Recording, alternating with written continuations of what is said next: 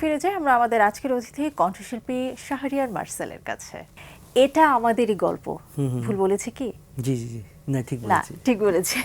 ওকে, একদমই নতুন রিলিজ পাওয়া একটা ওয়েব সিরিজ হয়তো আমি যতদূর জানি, এবং সেখানে যে গানটা সবার মুখে মুখে ভেসে বেড়াচ্ছে সেই গানের পেছনের মানুষটা হচ্ছে আপনি। একটু এই গানটা দিয়ে আজকে শুরু করতে চাই। কেমন ছিল এটার সঙ্গে যুক্ত হওয়াটা বা অভিজ্ঞতাটা? সিনেমাওয়ালা আমার পরিবারের মতো। সিনেমাওয়ালার যিনি প্রযোজক বা আর সেই সাথে এইটা আমাদের গল্পের পরিচালক আমাদের সবার প্রিয় মোস্তফা কামাল রাজ ভাই। তো রাজ ভাইয়ের টিমে আমি দীর্ঘদিন থেকে কাজ করছি। ওনার কোনো প্রোডাকশন হলে একটা কাজ অন্তত আমি করে থাকি নর্মালি। তো এই কাজটা অনেক বেশি স্পেশাল। এইটাতে এটা একটা ওয়েব সিরিজ ঠিক না, এটা হচ্ছে আপনার মানে টিভি সিরিয়াল যেরকম হতো আগে। তো এখন তো সিরিয়ালগুলো হয়তো এরকম দর্শকপ্রিয়তা পাচ্ছে না, বাট রাজ ভাই এখানে একটা রেভলিউশন করেছে আমার কাছে মনে হয়েছে। কারণ প্রত্যেকটা পর্বই যখন রিলিজ হচ্ছে, প্রতিটা পর্বতেই মিলিয়ন মিলিয়ন ভিউজ হচ্ছে এবং প্রতি ঘন্টায় হচ্ছে। এতে বোঝা যাচ্ছে দর্শক কি পরিমাণ ভালোবেসেছে এটাকে। আর এখানে মিউজিক করেছি আমরা তিনজন, আমি করেছি, প্রত্যয় করেছে, তারপর রুমি ভাই করেছেন।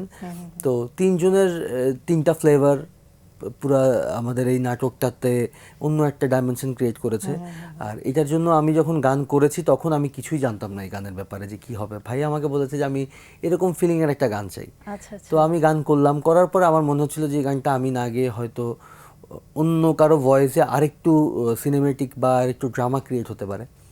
তো আমি মাস্টার জমা দেওয়ার পর রাজ ভাই বলে যে না, তুমি গানটা গাইবে। যখন আমি ডেমো দিয়েছিলাম আমার ভয়েসে, ওটা ওনার বেশি ভালো লেগেছে। তারপর আবার তো ওই গানটি গাইলাম। গানের কথা লিখেছেন আমার খুব কাছের মানুষ তারিক তুহিন ভাই, সুর সঙ্গীতায়োজন করেছি আমি, আর গানটি গিয়েছি আমি।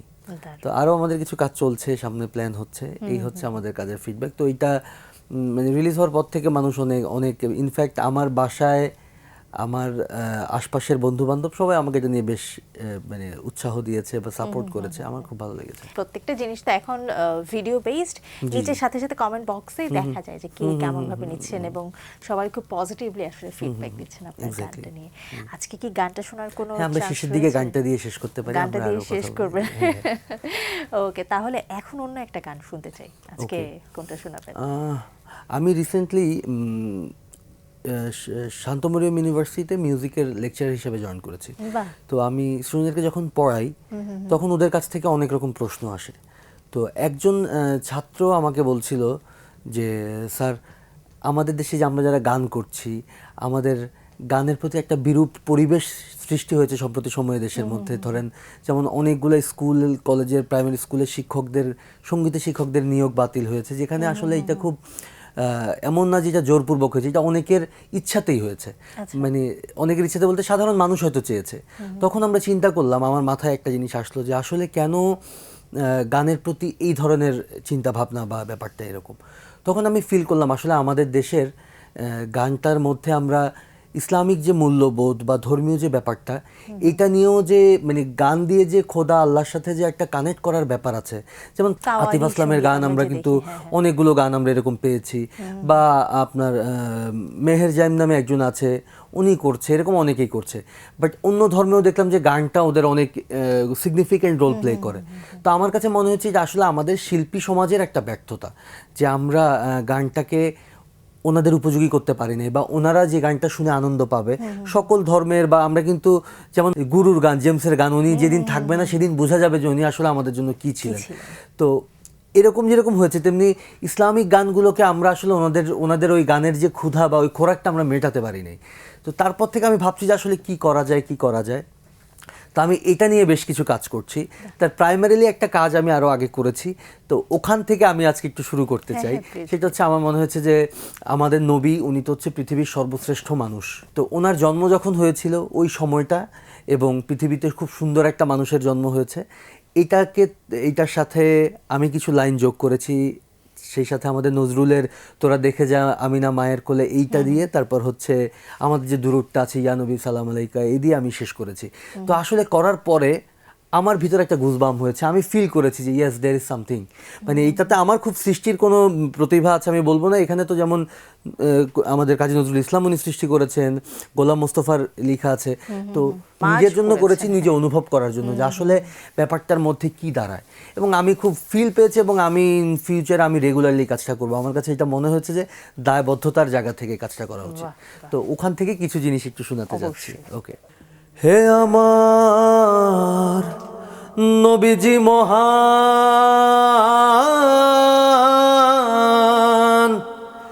তুমি সেরা এই জাহান, এই নদী, এই বাতাস, এই পাখি, এই আকাশ, সবই তোমার প্রিয় নামেতে দোলে। আল্লাহ আল্লাহ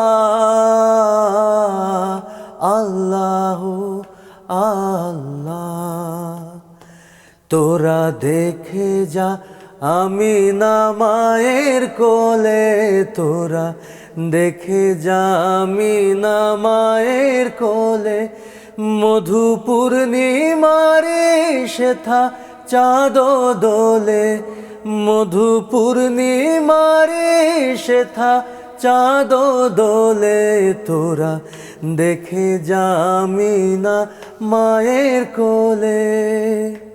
এই তো, এটা খুবই ইমোশন থেকে করা। এটা আমি আর কোনাল আপু করেছিলাম, এটা ইউটিউবে অলরেডি আছে, আপনারা নূর নামে সার্চ দিলে গানটা শুনতে পারবেন। গুজবাম্প আমাদেরও হলো, আমার মনে দর্শকদেরও তাই হলো। এই যে গান জিনিসটাই হয়তো মার্সেল ভাই এমন যে যেটা আমাদের দর্শক চাচ্ছে, দর্শকের অন্তর পর্যন্ত যেন পৌঁছে যেতে পারে, তেমন যুগোপযোগী সময়োপযোগী গান করাটাই মনে হয় একজন সঙ্গীত শিল্পী এবং সঙ্গীত পরিচালকের সবচেয়ে প্রধান, এক্স্যাক্টলি আমার কাছে ঠিক তাই মনে হয়, সার্থকতা। একদমই আমার কাছে মনে হয় যে আমাদের তো, আমরা যারা শিল্পী বা আর্টিস্ট যারা, আমাদের ভাষাটাই হচ্ছে কিন্তু গান। আর গানের সব থেকে বড় বিষয় হচ্ছে এটা একটা ইউনিভার্সাল ল্যাঙ্গুয়েজ। আমি যদি ভৈরব রাগের উপর কিছু করি, আপনি সকাল সকাল অনুভব করবেন, আমি কল্যাণ বা ইমন রাগের উপর করলে আপনি বিকেল অনুভব করবেন। তো দুঃখ বেদনা এগুলো আমরা সুর দিয়ে প্রকাশ করতে পারি।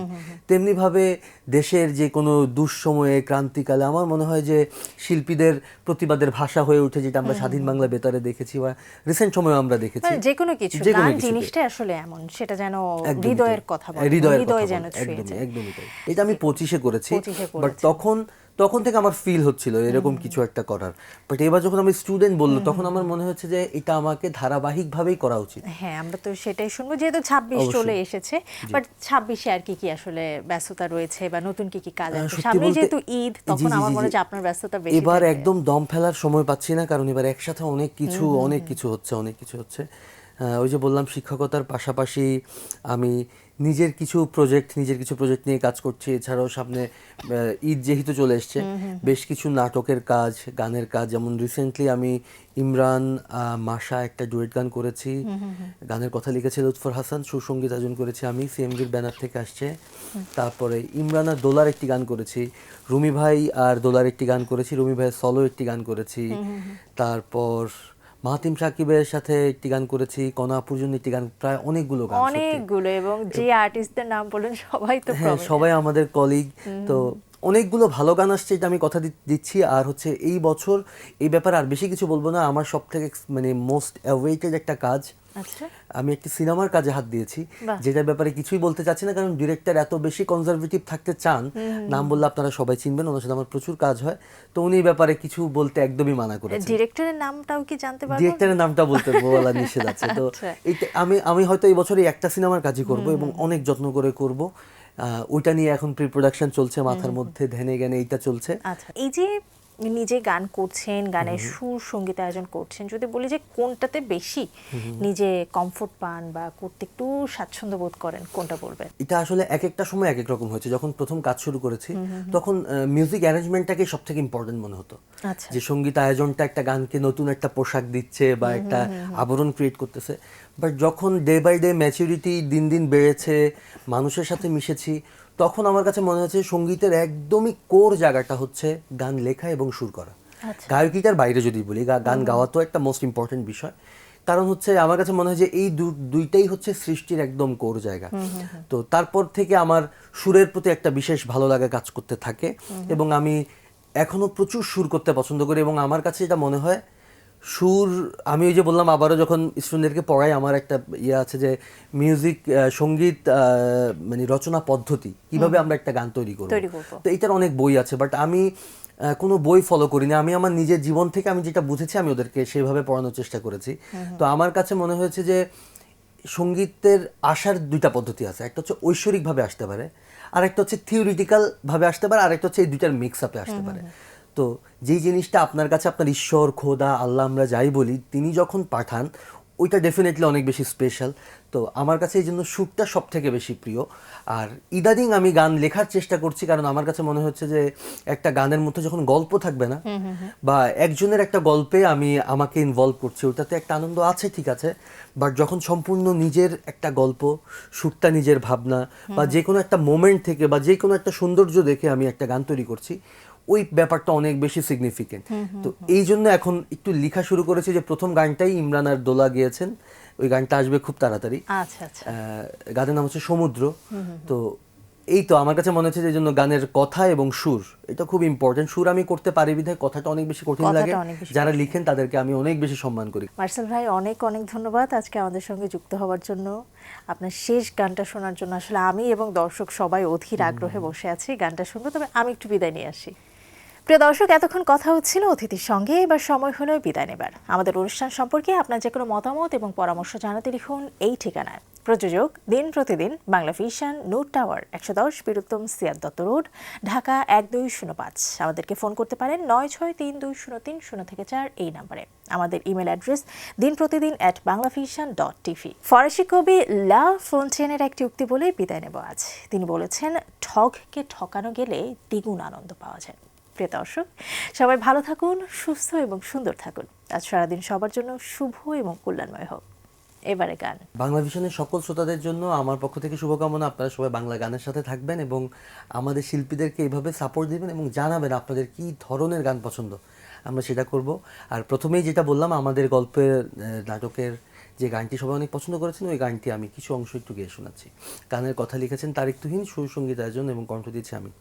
মানালেই নিতাম মেনে চোখ দিয়ে চুম নিতাম বুকে টেনে সে, মানালেই নিতাম মেনে চোখ দিয়ে চুম নিতাম বুকে টেনে, নিজেরই ভুলে তোমাকেই হারালাম, স্বর্গ ছেড়ে নরকে বাবারালাম, একই ভুল হয়ে গেল, ভেঙেছি তোমার মন, বিরহ ঝড় ভাঙছে পাঁজর, সইছি নরক দহন, সে মানালেই নিতাম